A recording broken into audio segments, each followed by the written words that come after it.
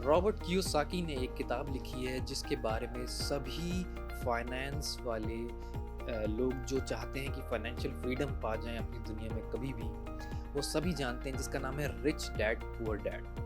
But ये बात बहुत कम लोग जानते हैं कि रिच डैड पुअर डैड नाम की जो किताब है वो एक्चुअली लिखी गई थी एक गेम के ब्रोशोर के रूप में, और वो इतनी बड़ी हो गई, वो ब्रोशोर लिखते लिखते इतना बड़ा हो गया कि वो एक पूरी किताब बन गई। उस गेम का नाम है कैश फ्लो। वो जब निकला था तो एक बोर्ड गेम था जैसे लूडो होता है, और आज वो ऑनलाइन भी खेला जा सकता है। मैंने अपनी ज़िंदगी में वो गेम बहुत खेला है, लगभग 1000 से भी ज़्यादा बार खेला है। और रॉबर्ट कियोसाकी की जो किताब है उसको पढ़ने के बाद में मैंने जो सीखा, उससे बहुत ही ज़्यादा चीज़ें मैंने सीखी उस गेम को खेलने बार बार खेलने की वजह से। और आज मैं आपको बताने वाला हूँ कि कैश फ्लो गेम को खेलने से वो 10 कौन सी चीज़ें पता चलती हैं जिससे आप भी अपनी फाइनेंशियल फ्रीडम के रास्ते पे एकदम प्लान्ड तरीके से निकल सकते हैं। तो पहला जो सबसे इम्पॉर्टेंट पार्ट है वो है रेगुलर इनकम। ये जो गेम है इसके अंदर बहुत सारे पड़ाव आते हैं, बहुत बार आप खेलते हैं, डाइस थ्रो करते हैं, अलग अलग अपॉर्चुनिटीज़ आती हैं, अलग अलग प्रॉब्लम्स आती हैं। लेकिन एक चीज़ जो मैंने देखी है कि गेम को जीतना हो तो जो सबसे इम्पॉर्टेंट है वो है रेगुलर इनकम। अब ये रेगुलर इनकम अगर हम असली लाइफ में देखें तो हो सकता है कि हमारी जॉब हो सकता है कि हमारे बिजनेस इनकम हो, कुछ भी हो, लेकिन एक स्टेबल रेगुलर इनकम हमेशा ज़रूरत है जब तक कि हम अपने फाइनेंशियल फ्रीडम तक नहीं पहुंच जाते। अब यही बात मेरे एक और तरीके से मैं कहना चाहता हूं कि मुझसे बहुत सारे लोग क्वेश्चन पूछते हैं, जो कि नए नए एंटरप्रेन्योर्स होते हैं, वो एक क्वेश्चन पूछते हैं कि हम बिजनेस करना शुरू कर दिया है लेकिन अभी तक जॉब नहीं छोड़ी है, तो वो कौन सा समय है जिसमें हम जॉब छोड़ सकते हैं। सर, इस क्वेश्चन का आंसर भी यहीं से निकलता है, और वो ये है कि देखिए, आप अगर बिजनेस कर रहे हैं तो आप तब तक जॉब नहीं छोड़ना चाहिए जब तक आपकी बिजनेस से आपकी इनकम आपके जॉब को रिप्लेस नहीं कर देती। तो तब तक प्लीज़ अपना जॉब मत छोड़िए। तो पहले पॉइंट की बात करें तो वो है रेगुलर इनकम। रेगुलर इनकम बहुत ज़्यादा ज़रूरी है। इस गेम के अंदर बहुत सारे अलग अलग पड़ाव आते हैं जिसके अंदर आप खेल सकते हैं। बिग डील, स्मॉल डील, यानी कि कोई छोटी अपॉर्चुनिटी या बड़ी अपॉर्चुनिटी के अंदर आप पैसा इन्वेस्ट कर सकते हैं।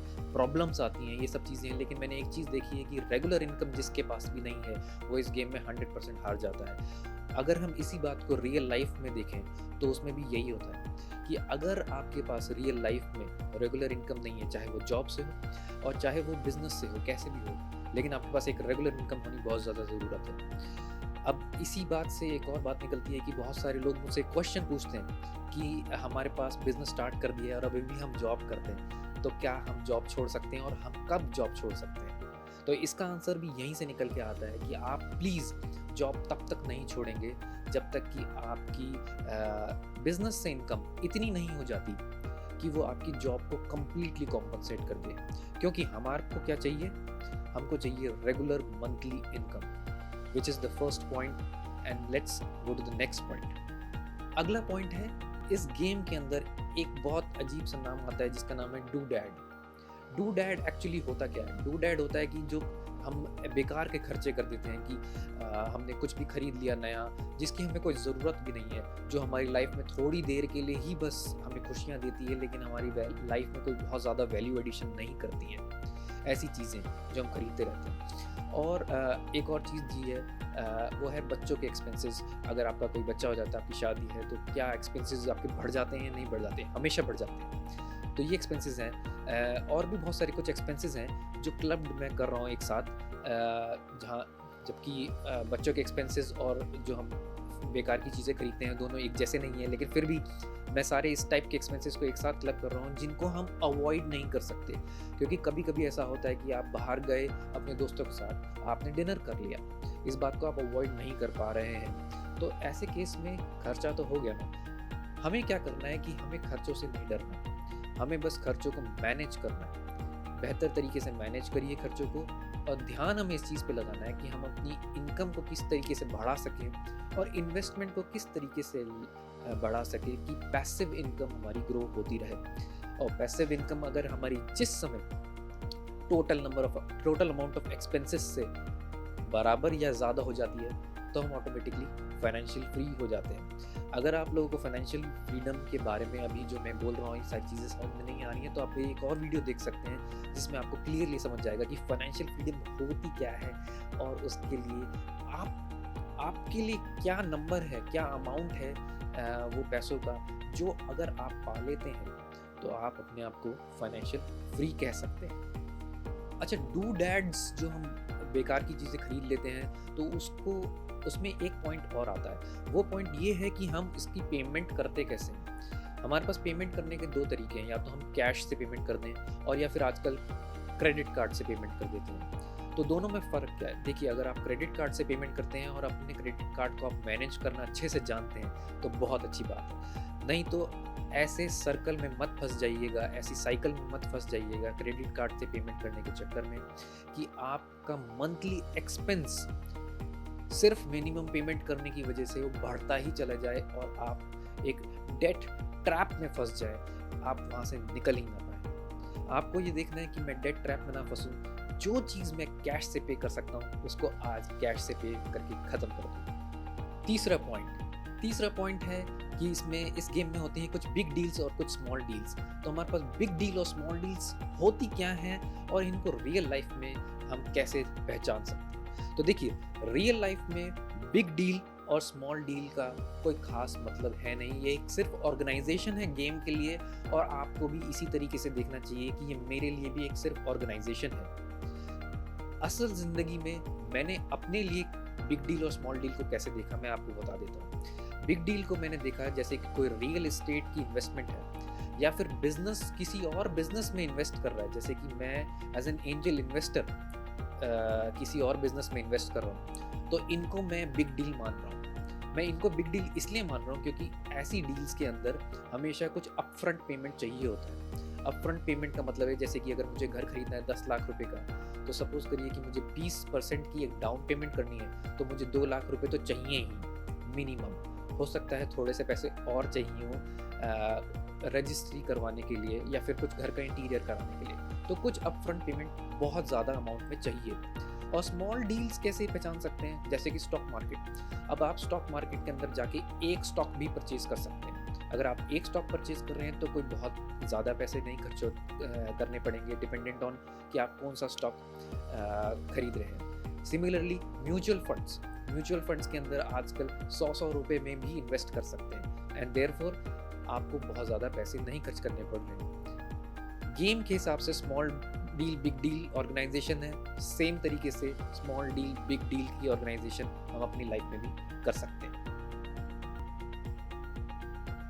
चौथा पॉइंट है कि आपको ये रियलाइज करना है एक ट्रूथ, जो कि है कि इन्वेस्टमेंट ब्रोकर्स हो गए, प्रॉपर्टी डीलर्स हो गए, ये जो भी बिचौलिए होते हैं, इनका जो एजेंडा है वो आपके एजेंडे से ज़रूरी नहीं है कि मैच करता हो। देखिए, इनका काम है सेल करना, अपने प्रोडक्ट को सेल करना, चाहे वो रियल एस्टेट इन्वेस्टमेंट हो या फिर वो स्टॉक मार्केट का इन्वेस्टमेंट हो। इनका काम है कि वो सेल करें ज़्यादा से ज़्यादा पैसों में। अगर ये ज़्यादा से ज़्यादा पैसों में सेल करेंगे तो इनको कमीशन भी बड़ा मिलेगा। और आपका क्या एजेंडा है कि मैं कम से कम पैसों में बढ़िया से बढ़िया डील ले लूँ, तो दोनों का एजेंडा मैच नहीं करता।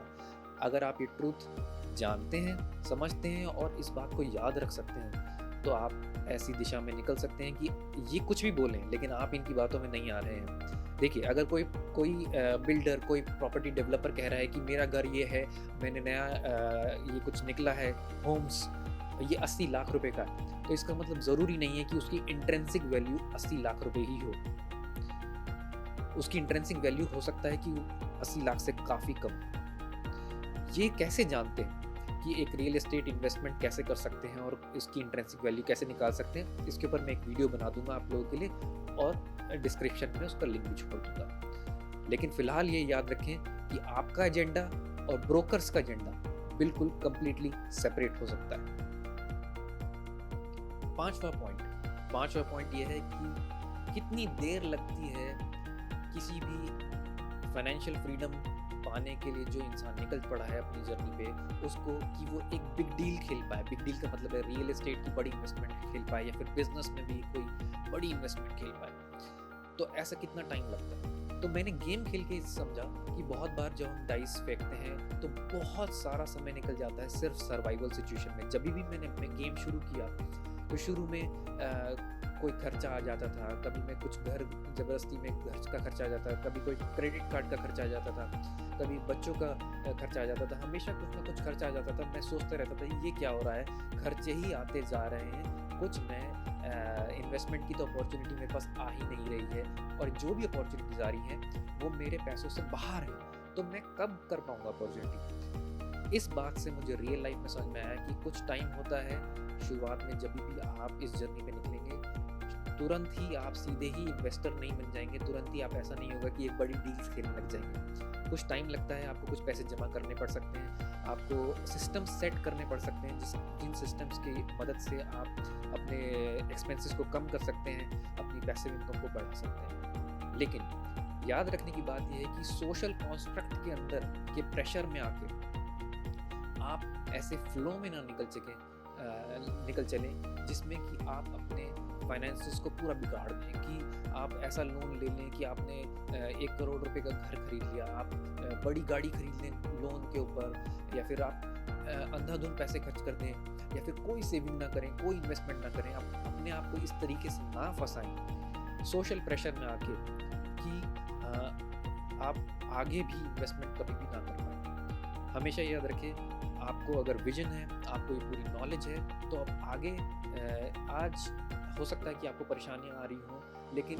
बहुत ही थोड़े समय बाद आप अच्छी इन्वेस्टमेंट कर पाएंगे, लेकिन उसमें लगेगा थोड़ा सा वक्त और थोड़ा सा धैर्य। पॉइंट नंबर 6 है पहचानना कि असली में एसेट क्या होता है और लायबिलिटी क्या होती है। देखिए, कुछ लोग सोचते हैं कि हमने घर ले लिया, अब हम उसके अंदर रह रहे हैं तो ये हमारा एक एसेट है, जबकि सच्चाई ये है कि वो एक लायबिलिटी है, क्योंकि उसको मेंटेन करने के लिए ही आपके खर्चे होते हैं और आपके हर मंथ कुछ ना कुछ एक्सपेंसेस आप इनकर कर रहे होते हो just to maintain that household. इसलिए ज़रूरी नहीं है कि वो एक एसेट हो। ये आपको पहचानना है कि आपने किस नज़रिए से उसको लिया है। एक गाड़ी खरीद लेना एक डेप्रिशिएटिंग एसेट, जिसकी वैल्यू जैसे ही आपने शोरूम से निकाल के सड़क पे गाड़ी लाई आधी हो जाती है, जो भी हो जाती है, कम हो जाती है, तो एक डेप्रिशिएटिंग एसेट लेना, हम कह रहे हैं उसको एसेट। क्या वो एसेट है या वो एसेट नहीं है? या फिर एक ऐसा रियल एस्टेट लेने लेना जो कि लेने से पहले ही आपको पता है कि वो प्रॉफिटेबल होगा, रादर देन आपको लगे आप ये ऐसी स्पेक्यूलेशन कर रहे हैं कि 10 साल बाद इसके पैसे बढ़ जाएंगे। ये बात कैसे देखते हैं, मैंने आपको पहले भी बताया कि रियल एस्टेट इन्वेस्टमेंट कैसे करते हैं। मैं आपको इसकी वीडियो बना के डिस्क्रिप्शन में लिंक डाल दूंगा।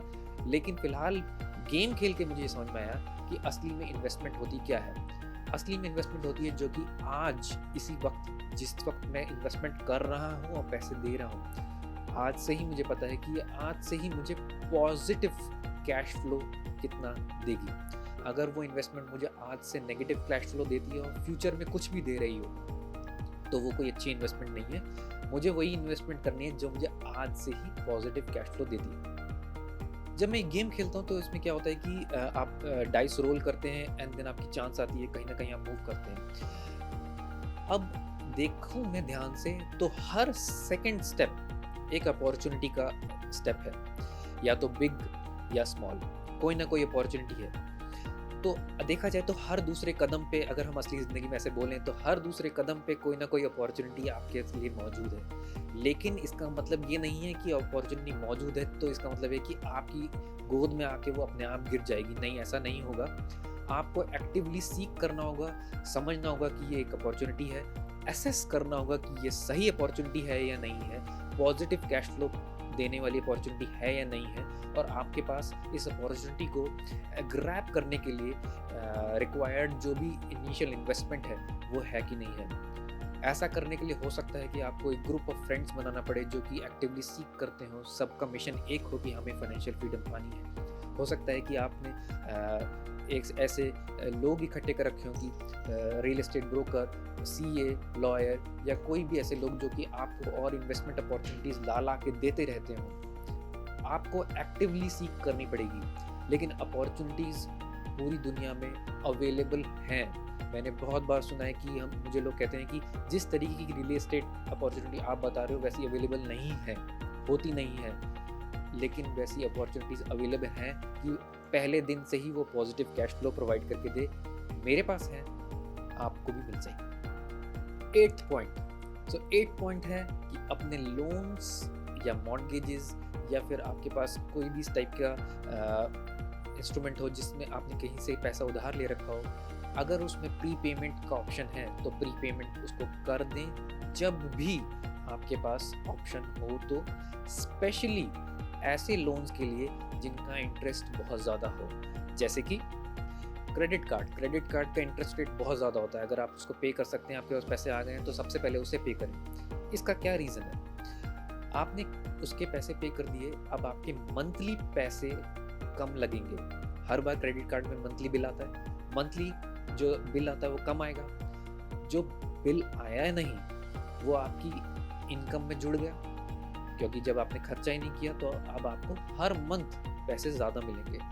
इसी तरीके से अगर आप अपने एक्सपेंसेस कम करके अपनी इनकम को बढ़ाए रख सकते हैं तो आपके पास जब भी कोई अपॉर्चुनिटी आएगी इन्वेस्टमेंट की, तो आपके पास पैसे होंगे, आपके पास फ्री माइंड होगा कि आप इजीली कोई भी इन्वेस्टमेंट कर सकते हो बिना किसी डर के। इसीलिए हमेशा अगर कोई बड़े लोन हो जिसके अंदर आपने बहुत ज़्यादा इंटरेस्ट पे पैसे ले रखे हों, कोशिश करिए कि इनको जल्दी से जल्दी आप जितना भी पे कर सकते हैं उनको पे कर दें। पॉइंट नंबर 9, तो पॉइंट नंबर 9 है ग्रीड का मतलब है लालच। अगर आप बहुत ज़्यादा लालची बनने की कोशिश कर रहे हैं कि मुझे मिल जाए, या फिर अपनी जो आपने फाइनेंशियल सिचुएशन है उससे ओवर रीच करने की कोशिश कर रहे हैं, तो ऐसा सिचुएशन आ सकती है जिसके अंदर आपको बैंकरप्सी का भी सामना करना पड़ जाए।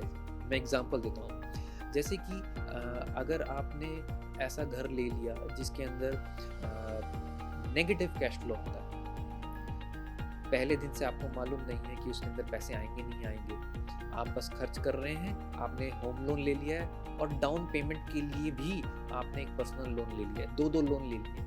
अगर ये लोन की जो रीपेमेंट की जो टोटल अमाउंट है वो आपकी इनकम के आसपास आने लगी है, तो देखिए कभी भी ऐसी सिचुएशन अभी थोड़े दिनों पहले ऐसी सिचुएशन आई थी कि कोविड आ गया था, लोगों की रेगुलर इनकम जो है वो कम हो गई थी या फिर ख़त्म हो गई थी। ऐसी सिचुएशन में बहुत दिक्कतें आई थी। तो अगर आपने जो लोन ले रखा है उसकी जो रीपेमेंट्स हैं, इसको कहते हैं डेट सर्विसिंग की जो कॉस्ट है वो आपकी इनकम से ज़्यादा होने लगी है, तो आप बहुत ज़्यादा खतरे में पड़ जाएंगे।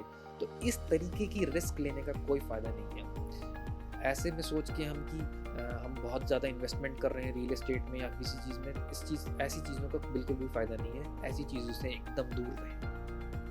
एंड पॉइंट नंबर 10 है डाउन साइजिंग। गेम में बहुत बार ऐसा होता है कि डाउन साइजिंग हो जाती है। यूएस में डाउन साइजिंग कहते हैं, इंडिया में कहते हैं नौकरी चली गई। अगर नौकरी चली गई तो बहुत सारे तरीके होते हैं, जैसे कि अभी कोविड में बहुत सारे लोगों की नौकरी चली गई थी या फिर वैसे भी चली जाती है। देखिए, जब नौकरी चली जाती है तो आपके खर्चे अचानक से रुक नहीं जाते, लेकिन इनकम रुक जाती है। ऐसे में अब आप क्या करेंगे?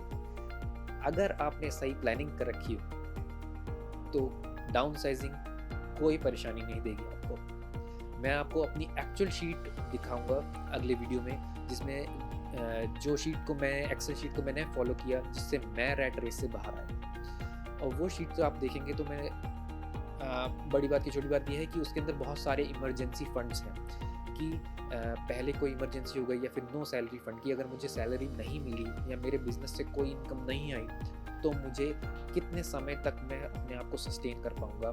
इस तरीके के मैंने उसमें कई सारे फंड्स बना रखे हैं और इस वजह से मैं बहुत रिलैक्स माइंड से बहुत सारी इन्वेस्टमेंट कर पाता हूँ और कोई प्रॉब्लम नहीं होती।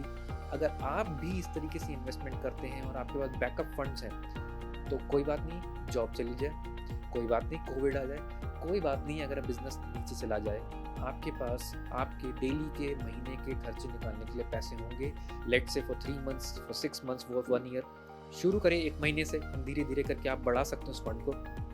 ऐसा अगर है तो कोई परेशानी नहीं होती, कोई बैंक्रप्सी नहीं आती, सब कुछ सही हो जाता है। वैसे तो मैंने 10 पॉइंट्स कहे थे, लेकिन एक 11वां पॉइंट बहुत ज़रूरी है जो मैं बोलना चाहता हूँ। वो है, इस गेम से मैंने सीखा कि प्रॉफिट एंड लॉस स्टेटमेंट और बैलेंस शीट क्या होती है और कैसे अपनी पर्सनली एक इंडिविजुअल आदमी की भी बैलेंस शीट और प्रॉफिट लॉस स्टेटमेंट होती है। देखिए, एसेट्स क्या होते हैं, लाइबिलिटीज़ क्या होती हैं, ये अगर आप जान लेंगे और आप अपने एसेट्स लाइबिलिटी को लिख लेंगे, जिस भी चीज़ को अगर आप मेजर करने लगते हैं तो वो हमेशा इम्प्रूव करने लगती है। आप अपने प्रॉफिट लॉस को लिखें कि आप कितनी इनकम कमाते हैं, वो आपकी इनकम नहीं है, वो तो सिर्फ आपकी टेक होम सैलरी है। आपकी इनकम तो वो है जितनी आप पैसे लेके घर में आए, फिर आप पे कितने खर्चे हुए, तो जो बच गए पैसे वो आपकी इनकम है, वो ही तो पैसे आपके पास बचे। तो आप अपना प्रॉफिट लॉस स्टेटमेंट निकालना सीखें और बैलेंस शीट निकालना सीखें। एंड आई एम सेइंग कि अगर आप ये गेम खेलते हैं तो इससे बहुत ही आसानी से आप ये सीख सकते हैं। ये गेम जब मैंने खेला था तो मैंने ख़रीदा था गेम, बहुत महंगा गेम था, मेरे पास इसका कंप्यूटर वर्जन था।